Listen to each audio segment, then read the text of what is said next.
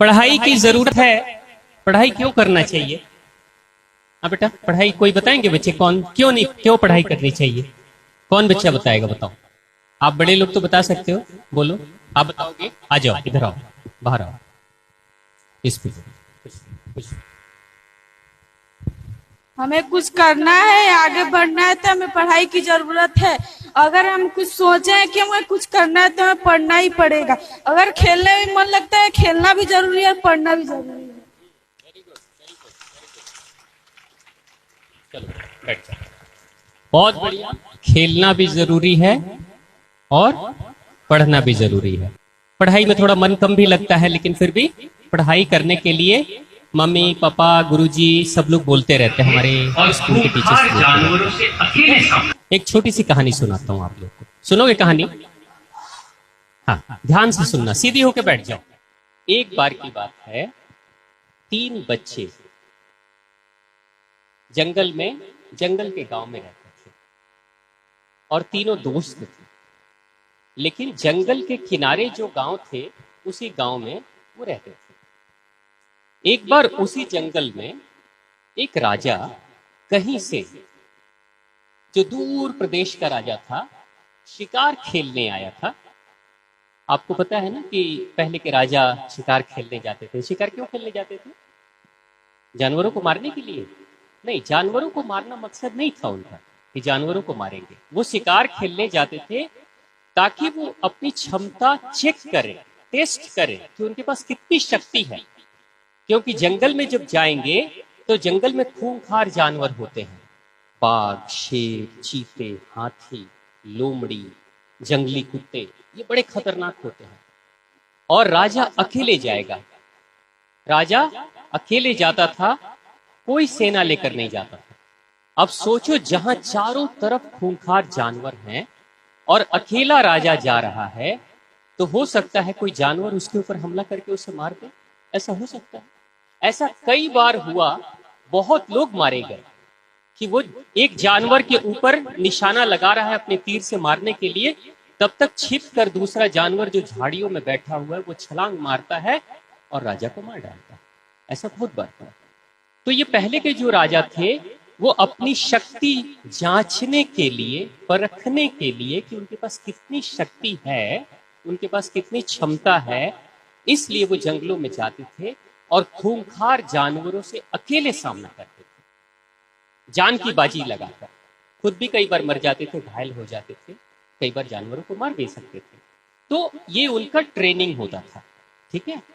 तो उसी ट्रेनिंग के दौरान एक राजा, जिसकी सेना पीछे छूट गई थी, और वो एक खूंखार जानवर का, शेर का पीछा करते करते घोड़े के पीठ पे बैठा हुआ था और भागते भागते दूर जंगल में चले जाता है। और बहुत दूर जब जंगल में जाता है तो उस समय शेर को तो नहीं वो पकड़ पाता है, शेर को नहीं मार पाता है, लेकिन राजा खुद ही अपना रास्ता भूल जाता है। उस एकांत जंगल में, भयानक जंगल में रास्ता राजा भूल जाता है। अब जब राजा रास्ता भूल जाता है, शेर भी कहीं उस वीराने से झाड़ियों में, जंगल में कहीं छिप जाता है जाकर, यानी शेर भी नहीं मिलता और राजा को रास्ता भी नहीं मिलता। अब बहुत देर तक दौड़ते दौड़ते राजा का घोड़ा भी थक चुका होता है और राजा भी भूख और प्यास से अब तड़प रहा होता है। उसको लगता है जैसे कि भूख और प्यास तड़पा रही है उसको। चारों तरफ देखता है नजर घुमा के, तो कहीं से भी उस जंगल से बाहर निकलने का कोई रास्ता उसको दिखाई नहीं देता, कहीं से भी। सोचता है अब मैं कहां जाऊं। पीछे उसके सैनिक छूट चुके थे, काफी पीछे। सैनिकों को भी पता नहीं कि मेरा राजा कहाँ है, और राजा को भी पता नहीं मेरे जाने का घर का रास्ता किधर से, ये राजा को भी नहीं पता। लेकिन प्यास तो लगती है, भूख तो लगती है ना बेटा, है ना? तो भूख लगती है। अब राजा बेचारा परेशान हो गया। जब राजा परेशान हुआ तो वो निराश होकर, थक कर एक पेड़ के नीचे जाकर बैठ गया। काफी थका हुआ जो इंसान होता है अक्सर कहीं बैठ जाता है, जाकर बैठ गया और पेड़ का टेक लेकर वो बैठा हुआ था। उसको थोड़ी नींद जैसी आने लगी लेकिन प्यास, अंदर से प्यास से तड़प रहा था, भूख लग रही थी। उसी समय जब शांति से बैठा, तभी उसे बच्चों के खेलने की और बात करने और हंसने की आवाज सुनाई दी। राजा, वो कौन से बच्चे थे? वही 3 बच्चे थे जो जंगल से बाहर के गांव में रहते थे, लेकिन वो बच्चे कभी कभी जंगल में खेलने चले आते। तीनों बड़े अच्छे मित्र थे। तो बच्चों के खेलने की, उनके हंसने की जब आवाज सुनाई दी, तो राजा उसी दिशा में चलने लगा। किधर जाने लगा? उसी दिशा में राजा चलने लगा। जब चलते गया तो वो देखता है कि 3 बच्चे खेल रहे हैं पेड़ों के नीचे। कहाँ खेल रहे हैं बेटा? पेड़ों के नीचे खेल रहे हैं। राजा जाता है और कहता है, सुनो, मुझे बहुत जोर की प्यास लग रही है और मुझे बहुत भूख भी लग रही है। क्या तुम लोग मेरे लिए कुछ पानी की व्यवस्था कर सकते हो, या बता सकते हो पानी कहाँ मिलेगा या भोजन कहाँ मिलेगा? वो बच्चे बड़े प्यारे बच्चे थे, बड़े अच्छे बच्चे, आप लोग जैसे अच्छे अच्छे बच्चे थे, ठीक है। तो वो बच्चे कहते हैं, आप यहीं बैठो, हम लोग पानी लेकर आते हैं आपके लिए, ठीक है। तो राजा बैठ गए वहीं पेड़ के नीचे, और वो तीनों बच्चे दौड़ते हुए जाते हैं और अपने अपने घर से पानी भी लाते हैं और खाने के लिए कुछ भोजन भी लेकर आते हैं। अपनी माँ से जाकर तीनों बच्चे मांगकर कुछ भोजन भी लाते हैं और पानी भी लेकर आते हैं, राजा को देते हैं। राजा बहुत प्यार से पानी भी पीते हैं और राजा बहुत प्यार से भोजन भी करते हैं। जब पेट भर गया, जब प्यास बुझ गई, तो उसके बाद राजा दुखी हो गए या खुश हो गए? राजा कैसे हो गए? खुश हो गए। राजा बहुत खुश हुए, और राजा खुश होने के बाद तीनों बच्चों के सर पे हाथ रखते हैं और कहते हैं, सुनो, तुम लोगों ने मुझे पानी पिलाया, पानी बहुत ही मीठा था, और भोजन भी कराया, भोजन भी बहुत स्वादिष्ट था। मैं बहुत खुश हूं तुम सबसे। अब बताओ तुम्हें क्या चाहिए? तुम लोगों को क्या चाहिए? बच्चे हंसने लगे। बच्चे हंसने लगे कि जो खुद हमसे पानी मांग रहे हैं, जो खुद हमसे भोजन मांग रहे हैं, वो कह रहे हैं तुम्हें क्या चाहिए, है ना। बच्चे हंसने लगे। आप लोग भी रहते तो हंसते ना।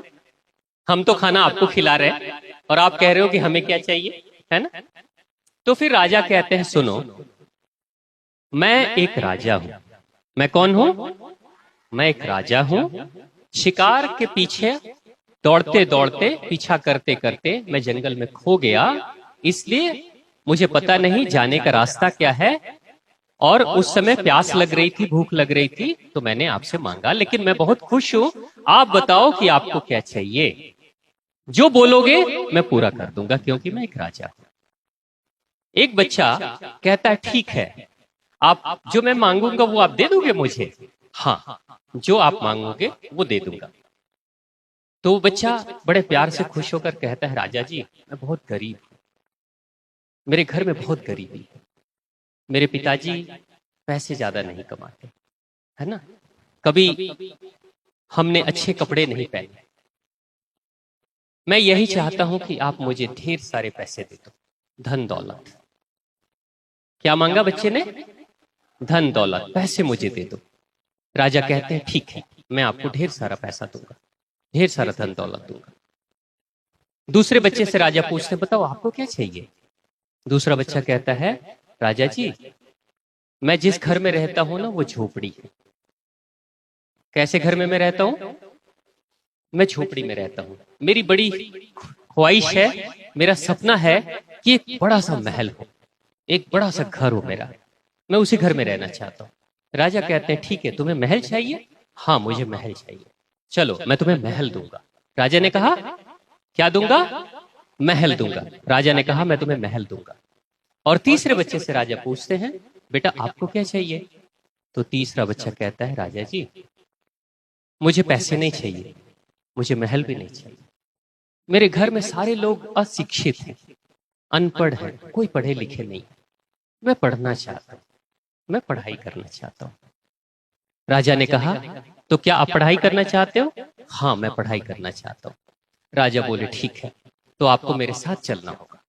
अगर आप पढ़ाई करना चाहते हो तो आपको मेरे साथ चलना होगा। वो बच्चा जाता है अपने माताजी पिताजी से जाकर राजा जी से मिलवाता है। राजा जी मिलते हैं और जब माता और पिता को पता चलता है कि ये तो राजा हैं और किस राज्य के राजा हैं ये भी जानते थे, तो उसके बाद से उस बच्चे को बोलते हैं राजा जी आप इस बच्चे को लेकर जाइए और जो भी शिक्षा दीक्षा करानी है आप करा दीजिएगा। तो राजा जी उन दो और बच्चों के माता पिता को भी बुलाते हैं और अपने साथ अपने राजमहल में लेकर जाते हैं। एक बच्चे जिसने पैसा मांगा था उसको ढेर सारे सोने चांदी के मोहरे, पहले नोट नहीं चलते थे, आजकल देखते हो, आजकल पैसे देखते हो ना आप लोग, क्वाइंस, सिक्के, नोट कागज के, पहले ऐसे नहीं चलते थे। पहले कैसे चलते थे? सोने के चांदी के मोहरे। जैसे आज हमारे सिक्के होते हैं ना, वैसे ही पहले सोने के सिक्के होते थे, चांदी के सिक्के होते थे, उसको मोहरे कहते थे। तो राजा जिस बच्चे ने धन दौलत मांगा था उसको ढेर सारा एक पोटली में सोने चांदी के मोहरे राजा जी भर कर दे देते हैं और उसके माता पिता और उस बच्चे को भेज देते हैं। दूसरा बच्चे ने कहा था क्या चाहिए उसको? महल। दूसरे बच्चे को महल चाहिए। तो महल के लिए राजा जी अपने कुछ कारीगरों को भेजते हैं और ढेर सारा पैसा देकर भेजते हैं और कहते हैं जहां इसका गांव है उस गांव में इसकी जो जमीन होगी उस जमीन के ऊपर जाकर एक शानदार महल बना देना। कैसा महल बना देना? एक शानदार महल बना देना। ये बच्चा अब उसी महल में रहेगा। और वो माता पिता भी और वो बच्चा भी चला जाता है, यानी दोनों बच्चे चले गए। अब तीसरा बच्चा कौन सा बच गया? तीसरा बच्चा क्या मांगा था? शिक्षा, पढ़ाई चाहिए। तो राजा जी अपने राजमहल के जो राजगुरु थे, राजा के जो गुरु होते हैं राजगुरु को राजा बुलाते हैं और कहते हैं इस बच्चे को अपने गुरुकुल में रहकर बेहतर से बेहतर शिक्षा देना। आप जो भी पढ़ना चाहे, जितना पढ़ना चाहे, सारी पढ़ाई करो, सारी शिक्षा दो इसको, सारी विद्या सिखा दो इस बच्चे को, ठीक है? तो गुरु जी के साथ में राजा उस बच्चे को भेज देते हैं। ऐसा हो गया और कई साल गुजर गए। इस घटना के बाद राजा अपने राजपाट करने लगे, चलाने लगे, लेकिन कई वर्ष गुजर गए। कई वर्ष गुजरने के बाद लगभग 15-20 साल जब गुजर गए तो उसके बाद राजा को अचानक, राजा एक दिन शांति से बैठे थे तो उसी वक्त राजा को उनकी याद आई। किनकी याद आई? किनकी याद आई? तीन बच्चों की याद आई कि उन बच्चों का हुआ क्या, वो बच्चे कहाँ हैं, बहुत साल गुजर गए, अब तो बड़े हो गए होंगे वो बच्चे। तो राजगुरु को खबर भिजवाते हैं और राजगुरु को कहते हैं वो बच्चा जो मैंने आपके पास भेजा था पढ़ाई करने के लिए, वो बच्चा कहाँ है? तो राजगुरु आते हैं और कहते हैं मेरे राजन, वो बच्चा तो बड़ा हो चुका है और बहुत विद्वान हो गया, बहुत पढ़ा लिखा हो चुका है और सारी विद्या जान चुका है और बहुत विद्वान हो गया है। राजा कहते हैं बुलाओ, मैं उसकी परीक्षा लूंगा। तो मैं राजगुरु को कहते हैं राजगुरु आप उनको बुलाओ, मैं उसकी परीक्षा लूंगा। जब वो लड़का आता है, नौजवान व्यस्त इंसान बन चुका था, राजा बुलाते हैं और राजा सारी विद्या के बारे में पूछते हैं, सारी नीति कानून शिक्षा सब के बारे में पूछते हैं और राजा बहुत प्रसन्न होते हैं। और राजा इतने प्रसन्न होते हैं कि उस छात्र को, उस बच्चे को जो बड़ा हो चुका था, कहते हैं इतना विद्वान छात्र तो मैंने पहले कभी देखा नहीं, मैं इसे आज ही अपने राज दरबार का राजमंत्री घोषित करता हूं। क्या बनाते हैं? राजमंत्री। मंत्री किसको बोलते हैं? मिनिस्टर। जैसे आज होते हैं ना भारत सरकार में बहुत सारे मिनिस्टर्स होते हैं बड़े बड़े, यानी दिल्ली सरकार में भी बहुत सारे मिनिस्टर। तो वो राजा कहता है मैं इसे अपने राज्य का राजमंत्री बनाता हूं। और उसके बाद से उस राज्य का वो राजमंत्री बन गया। और मंत्री जो होते हैं उनको बहुत सुविधाएं मिलती है, उनके रहने के लिए अच्छे घर मिलते हैं, उनको नौकर चाकर मिलते हैं, उनको सैनिक भी मिलते हैं, उन्हें ढेर सारे पैसे भी मिलते हैं, सब कुछ मिलने लगा। अब राजमंत्री अक्सर राजा के साथ ही बैठता था, राजा के बगल में बैठता था और राजा को जो भी परामर्श चाहिए होता था राजमंत्री देता था। एक दिन एकांत में राजा बैठे थे और राजमंत्री भी साथ में बैठा था। तो राजा पूछते हैं अरे सुनो, तुमको याद है जब मैं जंगल में चला गया था और तुम लोग लेकर भोजन आए थे और पानी लेकर आए थे, तो उस समय दो तुम्हारे और मित्र थे। कितने मित्र थे? दो मित्र थे। उनका क्या हुआ? क्या तुम्हारी कभी उनसे बात होती है? उसने कहा नहीं, मेरी तो कभी बात नहीं होती है, मैं तो गुरुकुल में रहता हूँ। तो चलो ना एक बार चलकर देखते हैं कि उन बच्चों का क्या हुआ, वो बच्चे क्या कर रहे हैं अभी। तो राजा एक दिन अपने घोड़े पे अपने रथ पे सवार होकर और राजमंत्री को साथ में लेकर उसी गांव में चले जाते हैं। जब वहां जाते हैं तो पता करते हैं, उन दो बच्चों का खबर भिजवाते हैं अपने सैनिकों से। तो वो दो लोगों को लेकर आते हैं। सैनिक जब लेकर आते हैं तो सैनिकों ने कहा कि राजा जी, यही वो दो बच्चे हैं जो बड़े हो गए हैं, एक वयस्क इंसान हो गए हैं, आप इन्हीं से मिलना चाहते हो। राजा ने पूछा, एक बच्चे से पूछा जिसने सबसे पहले मांगा था दौलत, पैसे, उससे पूछा कि तुम क्या कर रहे हो आजकल। तो उसके कपड़े बड़े फटे हुए थे। वो जो कपड़ा पहना था ना, वो फटा सा कपड़ा, पुराना सा मैला सा कपड़ा है ना, उसके चेहरे पे रौनक नहीं है, दुखी है। तो राजा ने पूछा कि मैंने तो तुम्हें ढेर सारी दौलत दी थी, क्या हुआ उसका। वो कहता है, राजा जी दौलत तो लेकर हम आ गए थे, लेकिन कुछ दिन के बाद खबर हुई, गांव में सबको पता चल गया कि मेरे पास बहुत सारी दौलत आ गए हैं। तो एक रात पूरा हमारे घर में चोरी हो गई और सारी दौलत चोर चुरा कर लेकर चले गए। क्या हुआ? सारी दौलत चोर चुरा कर लेकर चले गए। तो राजा बड़े दुखी हो गए। तो फिर अभी क्या करते हो? तो बस कुछ छोटे मोटे काम करता हूँ, कुछ जानवरों को पाल रखा हूँ, गौ माता को पाला है, बस दूध वगैरह जो निकलता है उसी से बेचकर अपना गुजारा करता हूँ, खेती में काम कर लेता हूँ, बस यही है मेरी जिंदगी चल रही।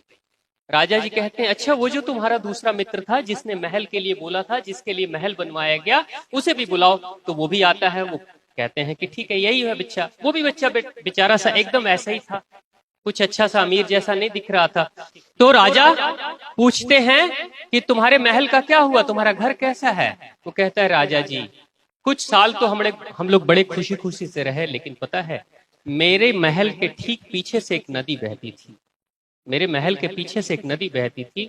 एक बरसात में नदी में बाढ़ आ गई और ऐसी मिट्टी की कटाई हुई कि उसी मिट्टी की कटाई में मेरे महल के नीचे की जो मिट्टी थी, नींव की मिट्टी, वो भी कट गई और पूरा का पूरा महल मेरा बहती हुई धारा में गिर गया और पूरा घर बह गया, यानी महल मेरा टूट गया, खत्म हो गया। तो अब कहाँ रहते हो आप लोग? हम लोग उसी झोपड़ी में रहते हैं, जिस झोपड़ी में पहले थे उसी झोपड़ी में आज भी रहते हैं। अब तीसरा बच्चा, वो दो पूछते हैं कि राजा जी वो हमारा जो मित्र था जिसको आप लेकर गए थे, वो कहाँ है, वो कैसा है। राजा जी कहते हैं कि तुमने पहचाना नहीं, ये जो साथ में मंत्री है मेरे साथ, ये वही तो है तुम्हारा मित्र। तब ध्यान से वो दोनों मित्र देखते हैं और कहते हैं, अरे ये तो वही है। आप छोटे छोटे बच्चे हो ना, जब बड़े हो जाओगे ना तो आपकी भी शक्ल बदल जाएगी, आप सबकी बदल जाती है। अभी कभी अपने देखना, छोटे ज्यादा छोटे बच्चे में अपनी फोटो देखोगे तो आपकी शक्ल अलग होगी, बड़े हो जाओगे आपकी शक्ल अलग होगी, और बड़े हो जाओगे और शक्ल बदल जाएगी। तो दोनों आश्चर्यचकित थे कि ये वही लड़का है जो हमारे साथ खेलता था, गरीब था, लेकिन आज राजा के साथ रहकर पढ़ाई करके और आज वो राज्य मंत्री, एक मिनिस्टर बन चुका है और उसके पास पैसे भी हैं, उसके पास रहने के लिए अपना बंगला, अपना घर भी है, नौकर चाकर भी हैं, उसके पास सैनिक भी रहते हैं उसकी सुरक्षा के लिए, और देश का जो राजा है उसको वो सलाह देता है, परामर्श देता है, यानी उसके अनुसार से देश की नीति बनती है। वो जैसा चाहता है, जैसा कहता है, उसके अनुसार से देश के नियम कानून बनते हैं ना। तो ये कहानी, इस कहानी से आपने क्या सीखा? कौन बताएंगे इस कहानी का मोरल ऑफ द स्टोरी? कौन बताएंगे बेटा? बोलो। हाँ, आ जाओ बेटा, आ जाओ। आप में से, अभी लड़कों में से, फिर इनके बाद आप में से किसी को आना है, ठीक है? अपने से तैयारी कर लो, नहीं तो मैं जिसको बोलूंगा उसको आना होगा, ठीक है? हाँ। धन दौलत और सब कुछ खत्म हो सकता है, लेकिन हमने जो शिक्षा ली है वो कभी खत्म नहीं। शिक्षा से सब कुछ ही होता है। खेलने के लिए भी शिक्षा की जरूरी है, हर एक चीज करने के लिए भी शिक्षा की जरूरी है। बहुत बढ़िया, बहुत बढ़िया। अच्छा चलो, अब लड़कों में से कौन से लड़के आएंगे बताओ? आ जाओ, आप आओ। नाम क्या है आपका? कुछ नहीं, क्या? हमसे सब कुछ कोई भी छीन सकता है, लेकिन शिक्षा कोई नहीं छीन सकता। बहुत बढ़िया, जोर से ताली बजाइए। ठीक है बेटा, बैठ। देखो, आपके पास अगर जेब में भी पैसे हैं ना, कहीं पैसे खो सकते हैं, रास्ते में जेब कट सकती है, आपके पास कोई सामान है वो सामान चोरी हो सकती है, ठीक है। आपका घर कभी टूट सकता है, ज्यादा बड़ा बन सकता है, कभी हो सकता है कि कभी झोपड़ी में रहो, कभी घर में रहो, हो सकता है ना। लेकिन बेटा, शिक्षा कौन चुराएगा? कौन सी बाढ़ है जो शिक्षा को बहा ले जाएगी? आपकी बुद्धि को कोई खत्म कर सकता है क्या? कर सकता है? चुरा सकता है? कपड़े चोरी हो सकते हैं, पैसे चोरी हो सकते हैं, जमीन भी कोई चोरी कर सकता है या कब्जे में कर सकता है, लेकिन आपका जो ज्ञान है वो कोई छीन नहीं सकता, कोई चुरा नहीं सकता।